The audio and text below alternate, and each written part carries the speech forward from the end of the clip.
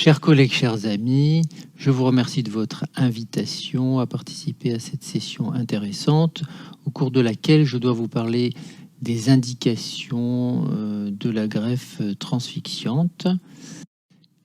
Et je commencerai par cette image de l'Association des banques américaines qui vous montre ici le nombre de greffes perforantes en bleu réalisées depuis 2005 jusqu'en 2019.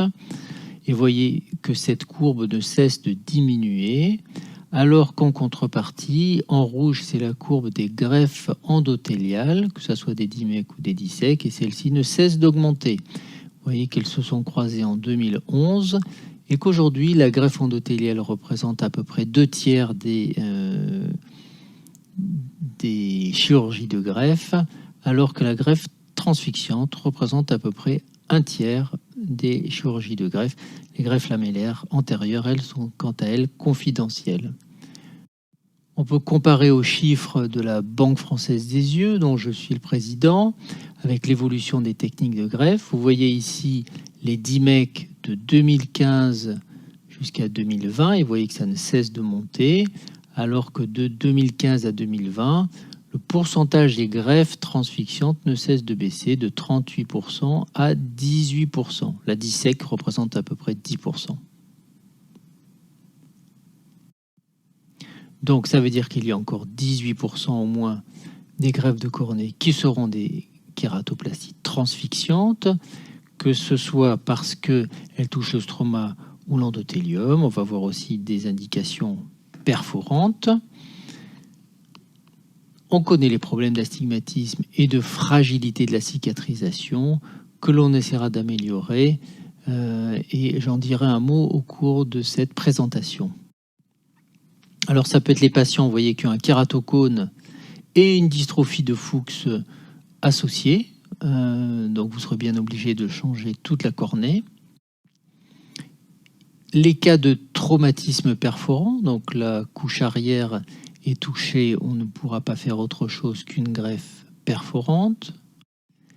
Il en est de même des hydrops comme celui-ci où la trépanation, où la perforation est relativement importante au niveau du stroma postérieur et de la membrane d'Esmet. C'est le cas des abcès perforants ou des abcès résistants. L'iris est dehors et donc on ne pourra pas réaliser de greffe lamellaire. Et ça peut être le cas dans certains cas de kératopathie bulleuse très évoluée avec une opacité stromale importante où la greffe endothéliale ne permettra que partiellement la récupération d'une acuité visuelle satisfaisante. Alors l'objectif, c'est d'avoir la meilleure congruence du donneur et du receveur. Vous voyez la qualité de la découpe. Et pour cela, il faut éviter quand même les trépans à main, donc manuels, dont le positionnement est très aléatoire, ce qui va générer des découpes qui ne seront pas parfaitement congruentes lorsque vous voyez par exemple ici sur le donneur. Il faut préférer les trépans avec des systèmes de succion, qu'ils soient restérilisables ou à usage unique. Vous voyez ici la bonne congruence d'un greffon transfixiant que vous pourrez obtenir avec ici le trépan de Hanna restérilisable ou un trépan Moria ici jetable à usage unique. On utilise en général un diamètre de 8 mm. La découpe du donneur peut être réalisée à l'aide d'un punch par la face endothéliale, c'est la plus fréquente, mais vous voyez qu'elle génère un petit défaut de congruence ici en supérieur, alors que si vous réalisez la découpe du donneur et du receveur par la voie épithéliale, c'est-à-dire en utilisant une chambre antérieure artificielle, qu'elle soit restérilisable ou à usage unique, eh bien vous aurez une meilleure congruence parce que la découpe est réalisée avec la même lame et la pénétration par la même face. C'est pour ça que le plus souvent, lorsque vous utilisez un punch, eh bien pour avoir une meilleure congruence, on va conseiller de surdimensionner le greffon par rapport au lit receveur, alors qu'à gauche, eh bien on va utiliser la même lame pour la trépanation des deux, et donc la même dimension. Les sutures peuvent être soit par points séparés, soit par surjet isocèle, ici à droite, ou par surjet radiaire. On peut également utiliser un surjet plus des points séparés, puisqu'il n'y a pas de différence significative d'astigmatisme entre les différentes techniques. Il est quand même très important de les positionner très régulièrement et donc d'utiliser un marqueur et également un disque de Placido pour le réglage en fin d'intervention. C'est ce que je vous montre ici chez ce patient qui doit bénéficier d'une kératoplastie transfixiante. On va marquer les sutures à l'aide d'un marqueur 16 branches. On positionne bien le centre.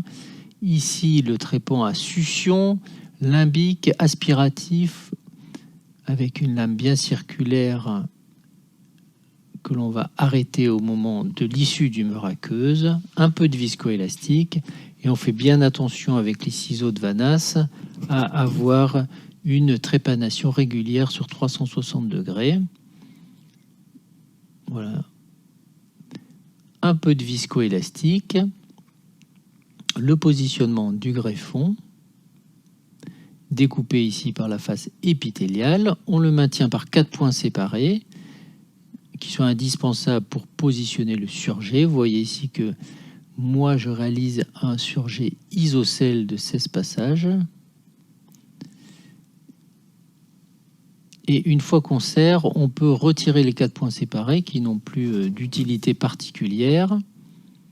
Et on va ensuite tendre le surjet,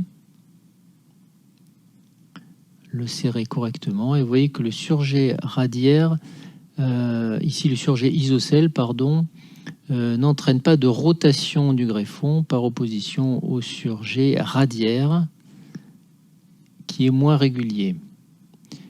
Important, on veut régler l'astigmatisme à l'aide du disque de Placido. Il faut donc qu'on ait un tonus normal. Et souvent, on va retirer l'épithélium pour avoir une face antérieure plus régulière. Alors, on va voir le réglage de l'astigmatisme. En fin d'intervention, on a retiré le surjet. Pardon, on a fini le surjet. On a retiré l'épithélium. Et vous voyez la mire de Placido, qui est souvent intégrée dans les microscopes aujourd'hui, mais que ça peut être un Placido à main.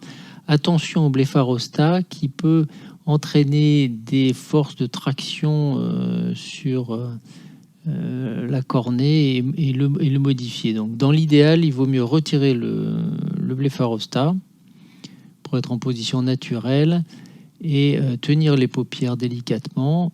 Et en fonction de la mire, on va répartir le surjet, c'est-à-dire qu'on va détendre le surjet dans les zones où il est trop tendu, et on va le retendre dans les zones où il est pas assez tendu. Donc, vous voyez, la mire à la fin doit être parfaitement ronde, et c'est très important de permettre la cicatrisation dans ces conditions-là. Vous voyez que à la fin, on a ici un greffon relativement rond et régulier, satisfaisant.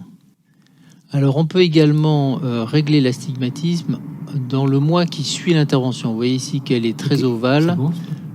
Et donc, on va essayer de la retendre dans l'axe vertical. Alors, c'est un peu délicat, je le concède, mais on peut le réaliser à la lampe à fente,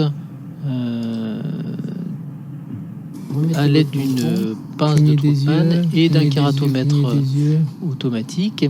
Donc c'est pour ça que c'est bien de le faire sur le poste d'examen ophtalmologique et sans utiliser un topographe qui est dans ce cas-là inutile. Et donc on s'y reprend ainsi à plusieurs fois. Donc vous voyez, on va le tendre, recontrôler sur le kératomètre, évaluer l'effet de la première tension. Si c'est insuffisant, la renforcer. Si elle est trop forte, la réduire. Il faut garder à l'esprit qu'on veut prescrire les lunettes le plus tôt possible chez notre patient. Donc, vous voyez, l'ovale est un peu meilleur. On va terminer un peu l'action. Le risque, certes, c'est de le rompre. Mais je ne dis pas que ça ne m'est jamais arrivé, mais ça m'est arrivé une seule fois, en fait, depuis puis que je réalise ce geste. Et vous voyez qu'à la fin, vous avez un greffon On est avec pas mal, là. une mire de Placido relativement ronde qui permettra de prescrire plus. Alors pour renforcer la solidité de la trépanation, certains ont proposé des découpes en top hat que vous voyez à gauche, en zigzag ou en mushroom. Alors les deux de droite ne peuvent être réalisés qu'à l'aide d'un laser femtoseconde, mais on va voir que on peut utiliser un profil en top hat tout à fait manuellement et qu'on peut avoir un gros intérêt à le faire. Alors c'est ce qu'on voit sur cet œil qui a été greffé à chaud à plusieurs reprises, un antécédent de perforation, des troubles trophiques, et donc on va réaliser une greffe de petit diamètre, mais comme il y a une kératopathie bulleuse importante, on veut apporter une surface d'endothélium plus importante et on va donc réaliser une greffe en top hat. Alors si on veut faire une greffe de petit diamètre, parce qu'on sait que la réinnervation ne va pas être très bonne, on va utiliser à ce moment-là des trépans dermato. Alors tout à l'heure je vous ai dit de ne pas utiliser des trépans à main, mais en dessous de 7 mm, il n'existe pas de trépan à succion. Et donc, il faut un petit coup de main pour les utiliser, d'autant que si on veut réaliser une greffe en top hat, il ne faut pas perforer. Au moment de cette découpe, on doit être à peu près à moitié de l'épaisseur cornéenne. Donc, vous voyez que là, on n'a pas perforé. On va dire à moitié ou plutôt aux 2/3 profond. Donc, avec un couteau crescent, on va réaliser une dissection lamellaire périphérique, quasiment jusqu'au limbe, vous voyez, à peu près à 2/3 de profondeur ou une moitié de profondeur. On injecte du viscoélastique après avoir perforé et on va, avec les ciseaux de Vannas, retirer sur un diamètre plus important, vous voyez, d'à peu près 8,5 mm.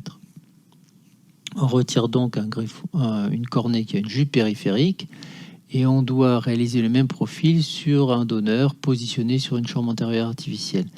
Donc c'est impératif de ne pas perforer au moment de la pré-trépanation, et c'est sûr qu'un laser femtoseconde permettrait d'améliorer les choses, même si par sa découpe lamellaire, il ne va en général pas pouvoir aller jusqu'à l'extrême périphérie.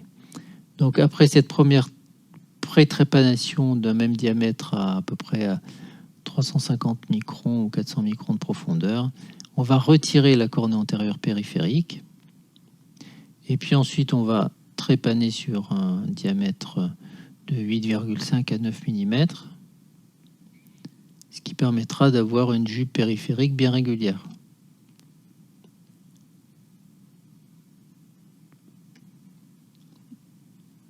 Voilà, on va enlever ce greffon, vous voyez, qui est joli comme une petite méduse dans le milieu de culture. Et on va le positionner sur notre receveur en glissant la jupe périphérique en arrière du stroma antérieur de notre patient. On va positionner en général 4 points séparés et on va voir que souvent c'est déjà étanche avec 4 points, puisque la jupe postérieure agit comme un clapet et vous pouvez injecter de l'air en arrière pour étanchéifier l'ensemble. Vous voyez, avec 4 points séparés en général, ça suffit à être perforant, ça suffit à être étanche. Vous voyez que la bulle d'air tient. Et ici, on va mettre 16 points séparés. Alors, vous pouvez utiliser aussi, chez ce patient qui a un antécédent de kératotomie radiaire avec une déformation malheureusement très importante et une kératopathie bulleuse. Donc, vous êtes obligé de faire une greffe transfixiante. Et réaliser une greffe transfixiante sur une cornée qui a une kératotomie radiaire avec autant d'incisions, eh bien, c'est se heurter à des risques de défaut d'étanchéité importants.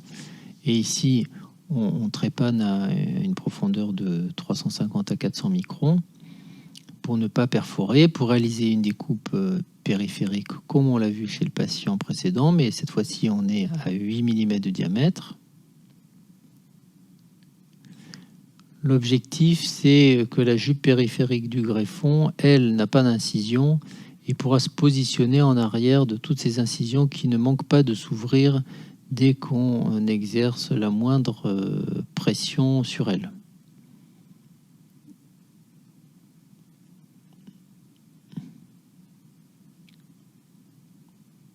Donc si j'ai un patient qui a un antécédent de kératotomie radiaire, j'utiliserai systématiquement cette technique. Voilà, on va retirer la cornée pathologique et on va la remplacer par un greffon top hat dont on a vu la préparation tout à l'heure. Et on va positionner la jupe en arrière. On va essayer justement de positionner ces fils de suture à distance des incisions radiaires. Et on comprend là que notre jupe périphérique va étanchéifier le tout. Donc on va voir ici les 4 points séparés. Et le surjet que j'accélère puisque nous l'avons déjà vu. Voilà, le contrôle au disque de Placido, tout va bien. Alors si vous avez une perforation, on peut utiliser la technique que nous avions décrite pour la première fois en 2018. Vous voyez, l'iris est dehors. C'est toujours difficile sur un œil tout mou de réaliser une trépanation très circulaire. Alors, on a proposé d'utiliser un petit bout de carton pour le positionner en arrière de la trépanation. Donc, vous voyez, son diamètre est un peu supérieur à celui de la perforation. Et l'objectif, ça va être d'étanchéifier l'ensemble pour pouvoir trépaner sur un œil bien dur. Donc, on met un peu de colle cyanoacrylate. On injecte en chambre antérieure. Vous voyez, l'œil, donc il a un tonus très important. Sur une chambre antérieure artificielle, on va préparer un greffon de taille identique. On a prélevé avec une jupe périphérique. Donc, vous voyez, on peut cette fois trépaner de façon parfaitement circulaire. On retire la colle et le petit bout de carton et on va positionner notre greffon. On a pris le luxe à cet endroit de faire une petite jupe périphérique.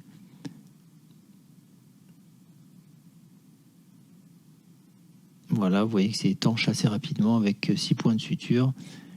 C'est plus facile d'obtenir l'étanchéité avec cette jupe.